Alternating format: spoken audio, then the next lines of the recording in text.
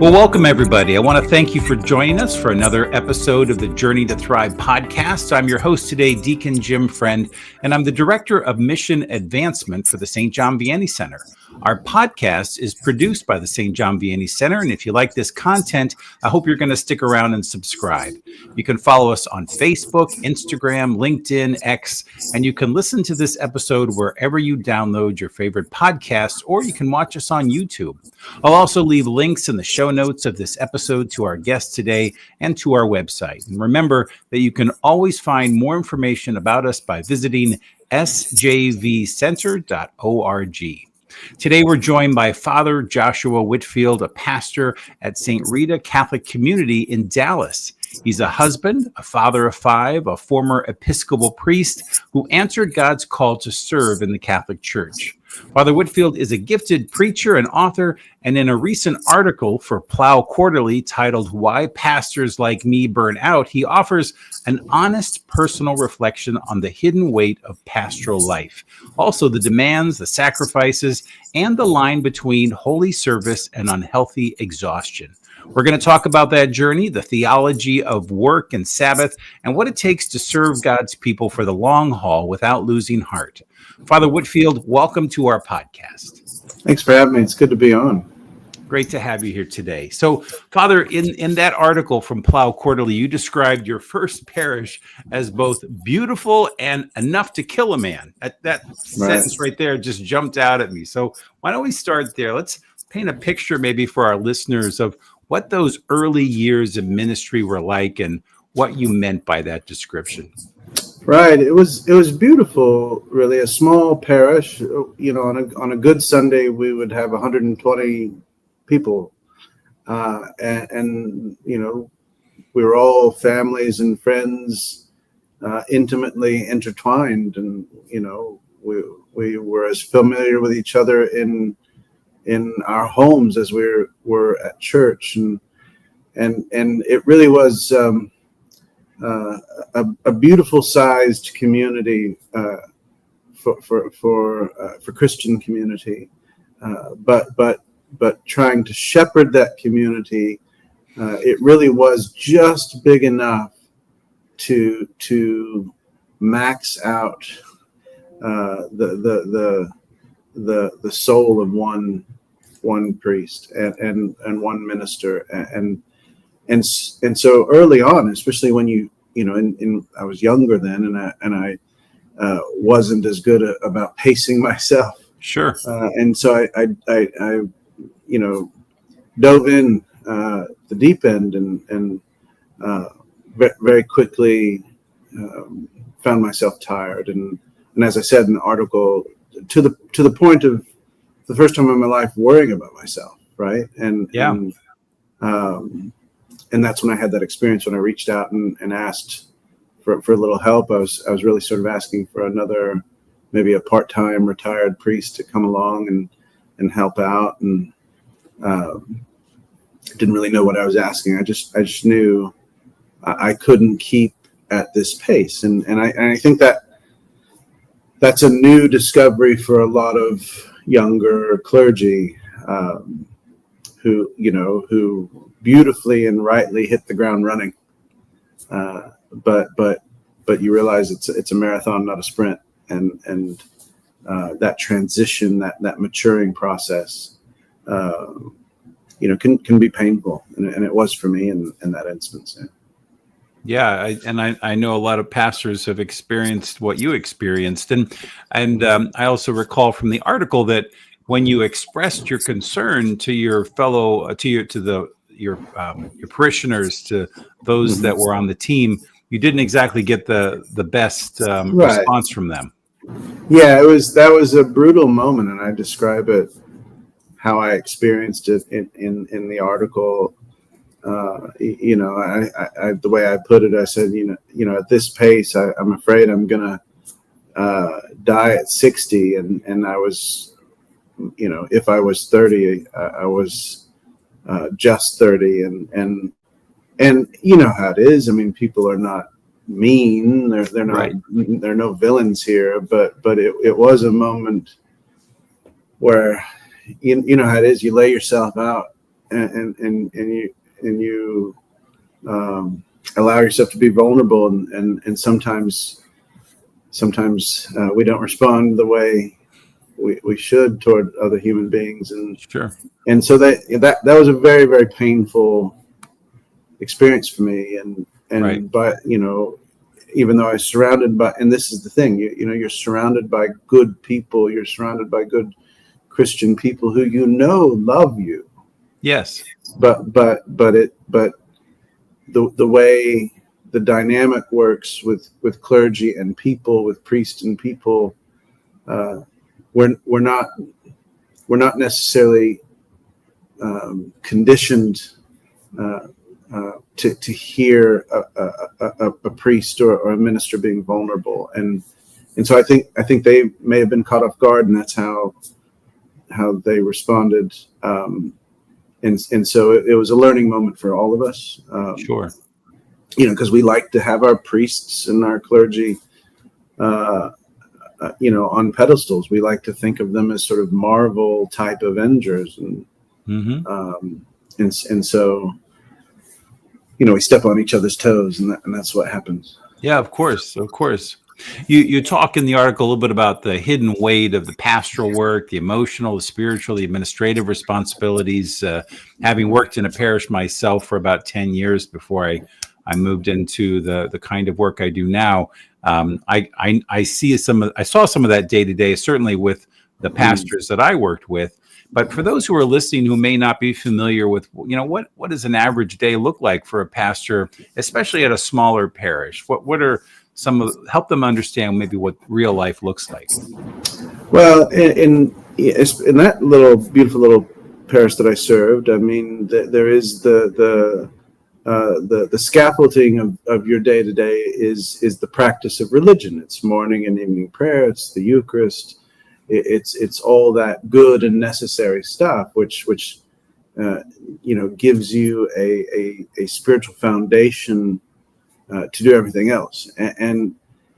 But when you get out of morning prayer and go into the office, in that little parish, I had a preschool that I had to sort of supervise the supervisor and make sure the budget was on, and then you'd have a call to go to the hospital at 10 o'clock, and then you'd have in that size of a parish, you've got to make sure the bulletins are done. It's just the way I describe it even today, although being a Catholic pastor of a large parish, totally different experience, but this is the same, and that is, I say being a pastor of a church is like standing in front of or sitting in front of a television with 200 channels, and you're constantly changing the channels to pay attention to each show.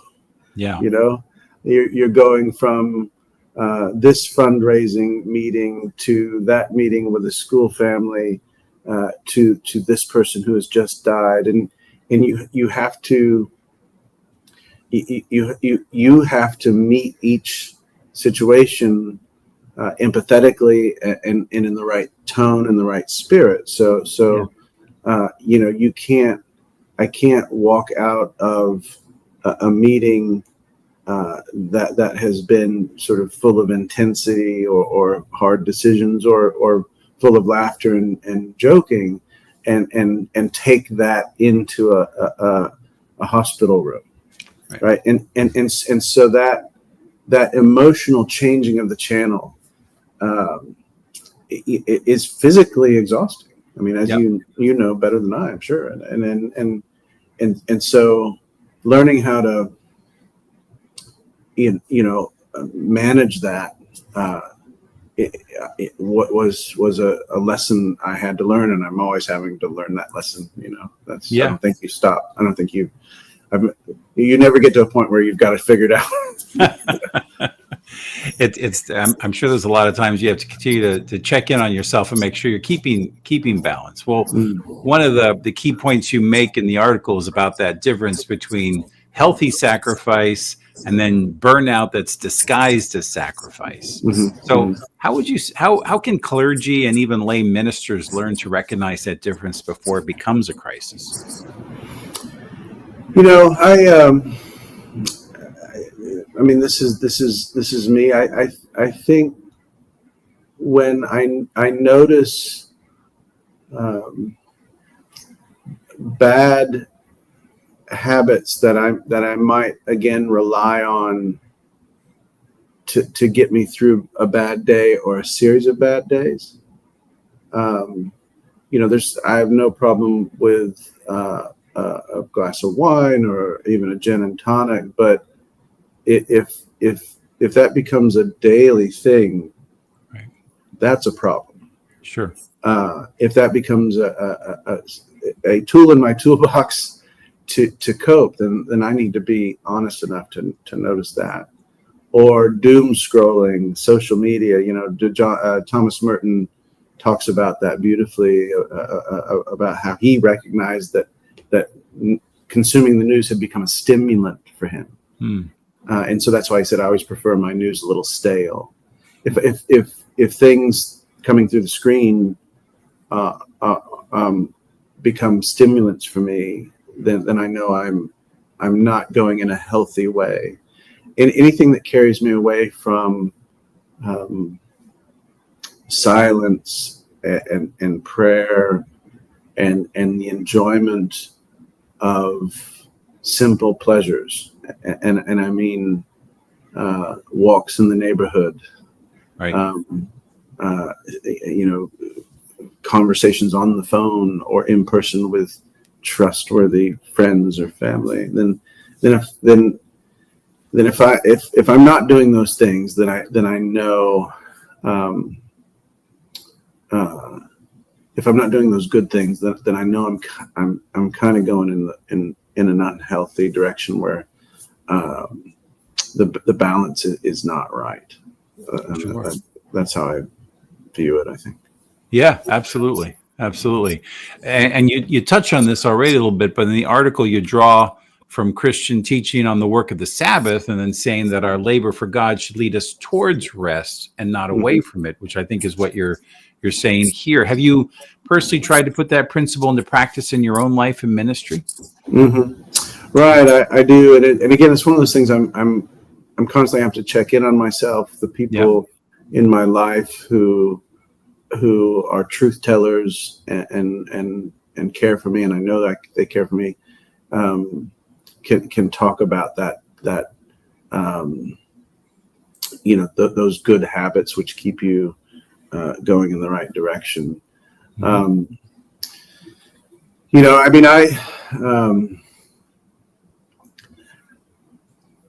I try and you've got to be a good time manager. Yep. You've got to genuinely take prayer in your life as rest and not work. Mm-hmm. Right. Prayer has to be something that you want rather than feel you need to get through to live up to some sort of ideal of, faithful, holy priest. Right. And so when I sit down for like the Liturgy of the Hours or something, I'm most of the time I pray Liturgy of the Hours with my people. Actually, we do it in public. But when I do sit down with the Word of God and the Liturgy of the Hours or the Rosary, I really try and make those practices times in which I'm resting as well. Does that kind of make sense a little bit? It does, 100%. Yeah. I mean, for myself as a deacon, we do the Liturgy of the Hours. We do morning prayer and evening prayer. And I will admit, there are times when I'm really busy and stressed through the day, and I think, oh my goodness, it's already 10 o'clock and I haven't done morning prayer yet because I just let the day get away. And then it's something I feel like I got to knock out rather than spending time to really rest and be in the presence of God. And sometimes that's just going to happen. And then on that front, I always have to tell myself to sort of push away the guilt about that, because it is what it is. Right.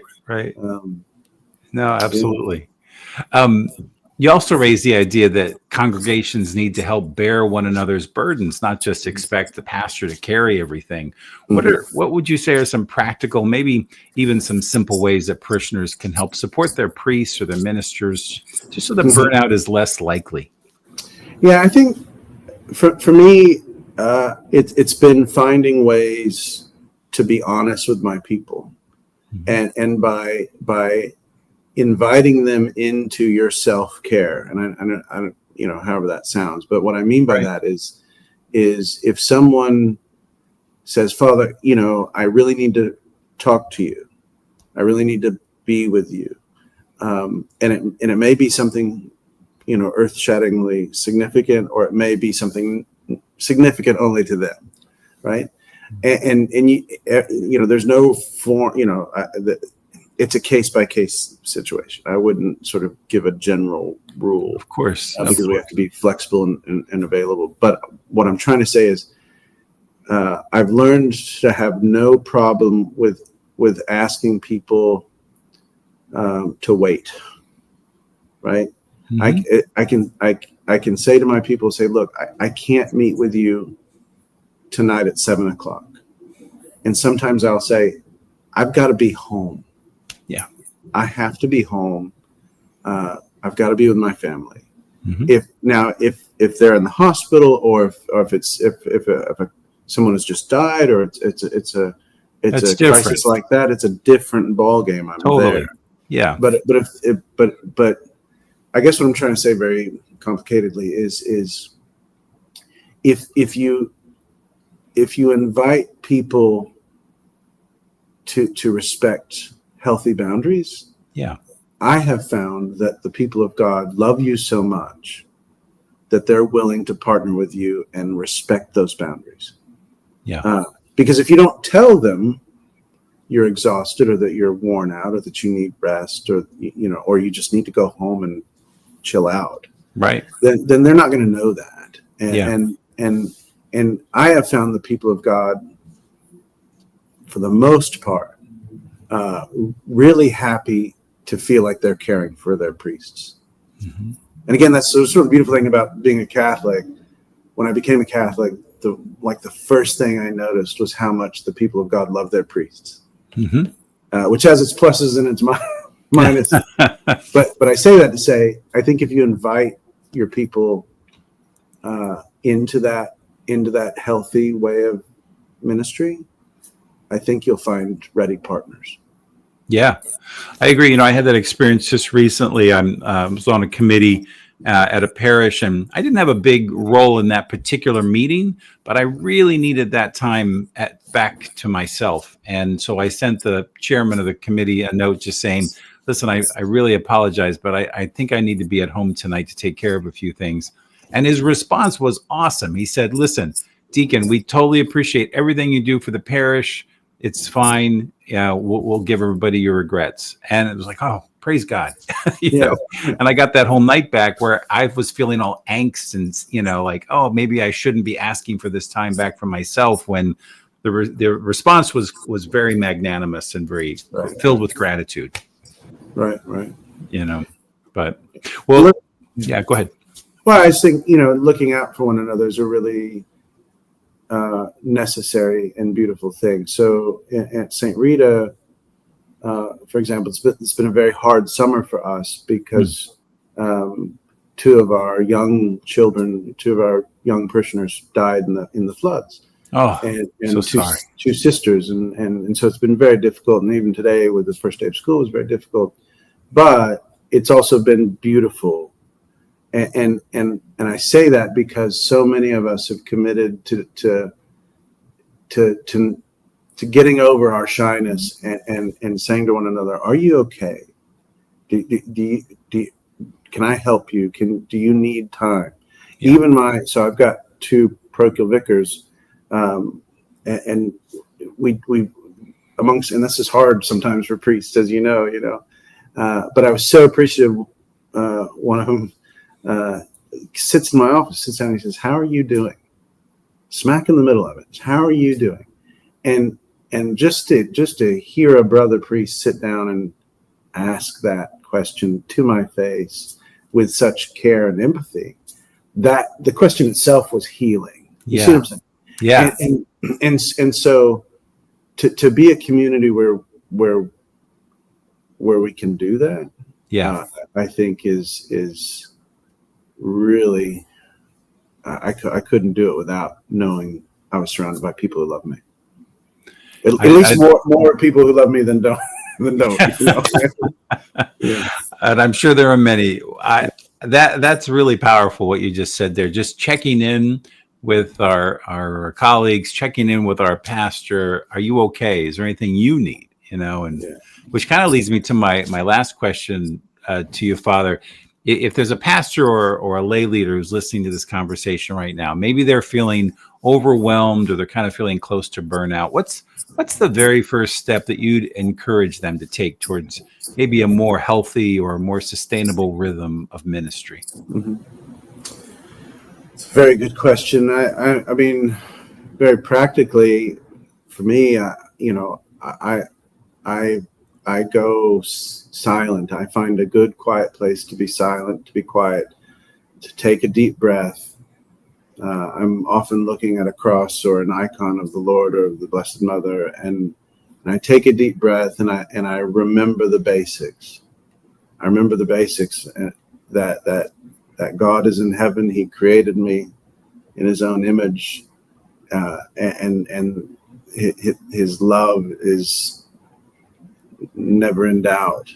Right. And that this same God called me to this ministry, and He knew me better than I know myself, and God didn't make a mistake, right? And so if God called me to this ministry, whether it's the ministry of the priesthood or the flower ministry, if God called me to this ministry, then I have sufficient reason to hope for the grace necessary to get back up and keep going, right? Yeah.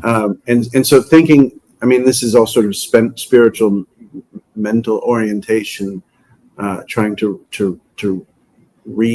sort of assert the basics, but then from that, be realistic about what you need. Yes. Do you need to speak to a trustworthy friend? Yeah. Do you need professional help? There's no shame in that game whatsoever. Mm-hmm. Do you need to be intentional about rest? Do you need to go on a retreat, or maybe it's just a day?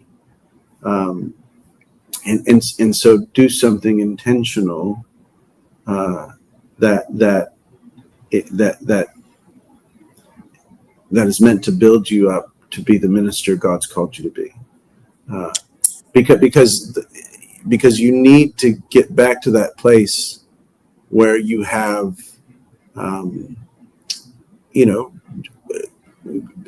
joy in what you're doing, for the sake of the mission of the kingdom, and so that's what I do, and what I'm definitely not saying is remove all obstacles from your ministry or all difficulties from your ministry, because that's impossible. Yeah, absolutely. Well, Father, what a beautiful way to end our conversation today. I really want to thank you so much for spending some time with us. Appreciate your honesty, your insight, your willingness to speak on a topic I think that so many pastors and ministry leaders wrestle with. Yeah, no, I appreciate you. And God bless you for what you guys do. Thank you. And to our listeners, if you'd like to read Father Whitfield's full article, Why Pastors Like Me Burn Out, you can find it at plow.com, or we'll leave a link in the show notes of this episode.